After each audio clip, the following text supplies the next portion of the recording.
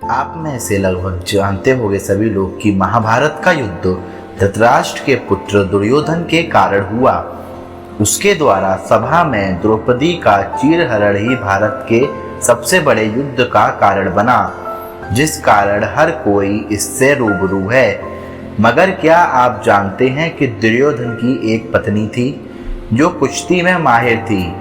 जी हाँ, धार्मिक शास्त्रों में दुर्योधन की पत्नी का वर्णन किया गया है। आइए जानते हैं दुर्योधन की पत्नी का नाम।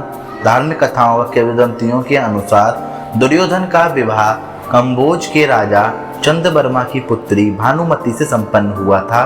सती पर्व के अनुसार अति बलशाली व किसी से भी जल्दी हार न मानने वाले दुर्योधन की पत्नी भी बलशाली थी।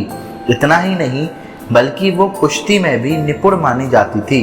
कई बार भानुमति ने अपने बलशाली पति दुर्योधन को इस खेल में पछाड़ दिया था। इसके अलावा वर्णन किया गया है कि भानुमति न केवल शारीरिक रूप से मजबूत थी बल्कि अत्यंत सुंदर और कुशाग्र बुद्धि वाली स्त्री थी। प्रचलित कथाओं के अनुसार राजा चंद्रवर्मा ने जब अपनी बेटी भानुमति का स्वयंवर आयोजित किया तो उसमें देश विदेश के कई राजाओं के साथ दुर्योधन ने भी हिस्सा लिया। जब उन्होंने भानुमति को वरमाला लेकर राजमहल में आते हुए देखा तो मोहित हो उठे और जबरन माला अपने गले में डलवा ली, जिससे तमाम अन्य राजा क्रोधित हो गए और युद्ध के लिए उतारू हो गए। इस पर दुर्योधन ने सभी राजाओं के समक्ष पहले अपने मित्र कर्ण को परास्त करने की शर्त रखी। जब कर्ण से राजाओं ने युद्ध किया तो सभी हार गए, जिसके बाद भानुमति को दुर्योधन से विवाह करना पड़ा। बता दें, भानुमति ने दुर्योधन से विवाह के बाद 2 बच्चों को जन्म दिया, बेटा लक्ष्मण और बेटी लक्ष्मणा को जन्म दिया।